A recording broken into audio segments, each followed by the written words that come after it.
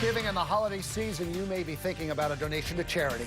But experts tell us you've really got to check out the organization behind the cause, and that's exactly what ABC 2 News investigator Josie Sturman did, digging into one organization claiming to help police officers' families. Josie, what'd you find? Well, Kelly, it seems like a great time for a great cause. You go to a rock concert, you hear some good music, and the money from the tickets goes to benefit the families of police officers. That's what one group locally says they do, but we wanted proof.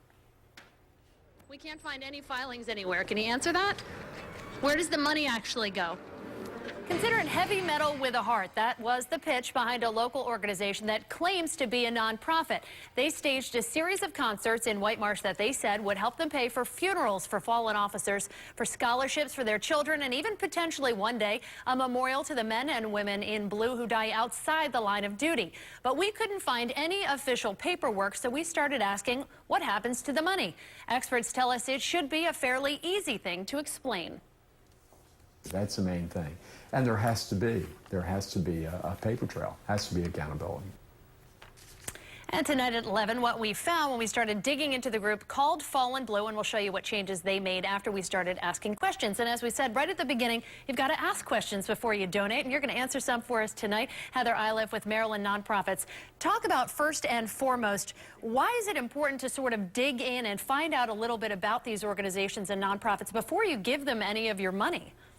We do think it's best to learn a little bit about an organization before you open your checkbook. So first and foremost, you need to make sure the organization's mission is in alignment with your own giving goals. And secondly, you should really look a little bit more about their mission, their programs and services. At Maryland Nonprofits, we have a Standards for Excellence program, and that calls for organizations to publish an annual report. That would include who's on their staff, who's on their board, where their money is coming from, and where their money is going. So look for an annual report on their website or request one from the organization. And one thing we talk about in this story tonight at 11 is the importance of knowing whether a group is registered, if they're looked at by the Secretary of State here in Maryland or registered with the IRS. Any thoughts on why that's so important? An organization really is not a tax-exempt charity unless it is registered with the IRS. So nonprofit is a term of art, but tax-exempt is the technical term, and they must be either a 501c3 or other type of charity to get tax-deductible donations. So that's absolutely critical. Registering with the Maryland Secretary of State enables you to make charitable solicitations in Maryland, and so an organization must be registered in order to fully comply with the law. And so, you know, lots of people want to give after a crisis. They're looking for organizations. Where do they go to find organizations they can trust, that they know the money is actually going to a good cause rather than one that just claims to be a good cause? You can go to our website at marylandnonprofits.org. We have a listing of all the organizations that are certified under the Standards for Excellence program. That's a third-party review that you can trust. There are also other accreditation programs you can look for, such as the Better Business Bureau. You can also look on GuideStar.org to view an organization's tax returns.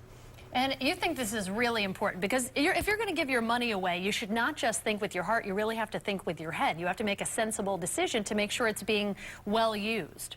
That's right. If you show up to an event and you're making a very small donation based on an ask, that's probably a low-risk transaction for you. But if you're getting a call at your home about a significant donation, I would suggest learning more about the organization and not just give over the phone. Ask them to send you some information in the mail and make sure they have the proper disclosures. All right. Heather Iliff with Maryland Nonprofits. You can go to marylandnonprofits.org to learn more about that, as well as the BBB Wise Giving Alliance, to get all the information you need. We thank you so much for your time. Thank you, Josie. Pleasure. All right.